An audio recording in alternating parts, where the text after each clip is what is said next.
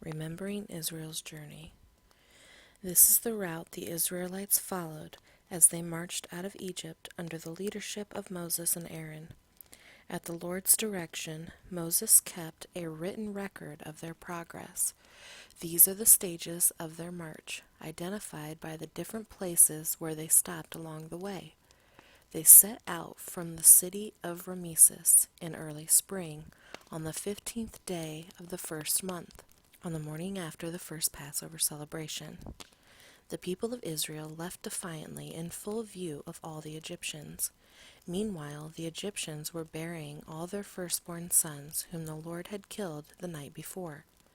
The Lord had defeated the gods of Egypt that night with great acts of judgment. After leaving Rameses, the Israelites set up camp at Succoth. Then they left Succoth and camped at Etham on the edge of the wilderness. They left Etham and turned back toward Pi-hahiroth, opposite Baal-zephon, and camped near Migdol. They left Pi-hahiroth and crossed the Red Sea into the wilderness beyond. Then they traveled for 3 days into the Etham wilderness and camped at Marah.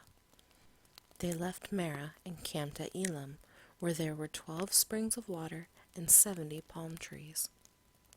They left Elim and camped beside the Red Sea. They left the Red Sea and camped in the wilderness of Sin. They left the wilderness of Sin and camped at Dophkah. They left Dophkah and camped at Alush. They left Alush and camped at Rephidim, where there was no water for the people to drink. They left Rephidim and camped in the wilderness of Sinai. They left the wilderness of Sinai and camped at Kibroth Hattaavah. They left Kibroth Hattaavah and camped at Hazeroth. They left Hazeroth and camped at Rithmah. They left Rithmah and camped at Rimmon Perez. They left Rimmon Perez and camped at Libnah. They left Libnah and camped at Rissah. They left Rissah and camped at Kehelathah. They left Kehelathah and camped at Mount Shepher. They left Mount Shepher and camped at Heradah. They left Heradah and camped at Mechaloth. They left Mechaloth and camped at Tahath. They left Tahath and camped at Terah. They left Terah and camped at Mithkah.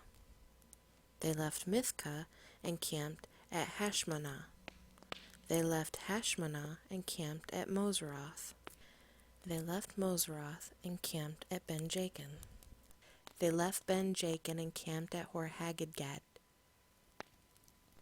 They left Hor-Haggidgad and camped at Jotbathah.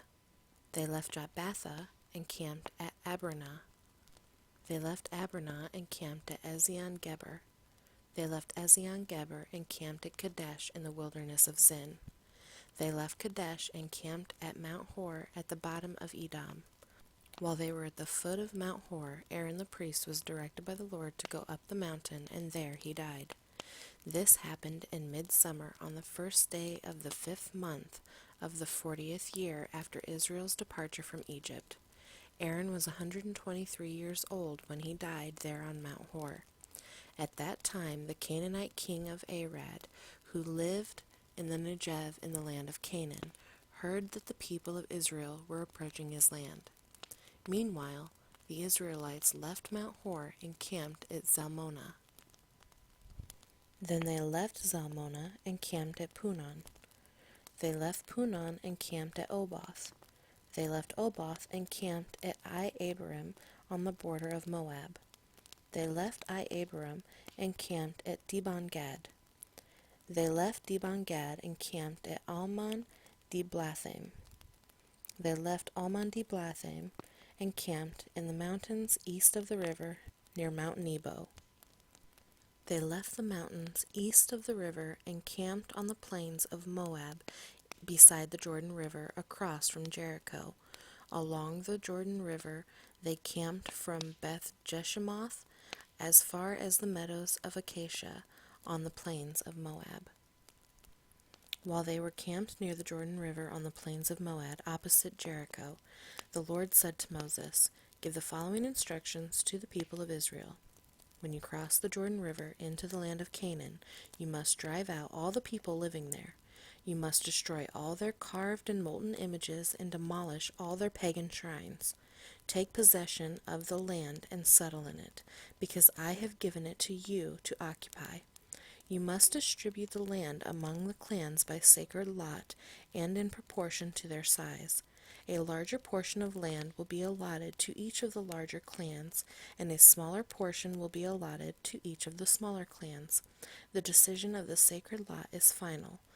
In this way, the portions of land will be divided among your ancestral tribes, but if you fail to drive out the people who live in the land, those who remain will be like splinters in your eyes and thorns in your sides. They will harass you in the land where you live, and I will do to you what I had planned to do to them."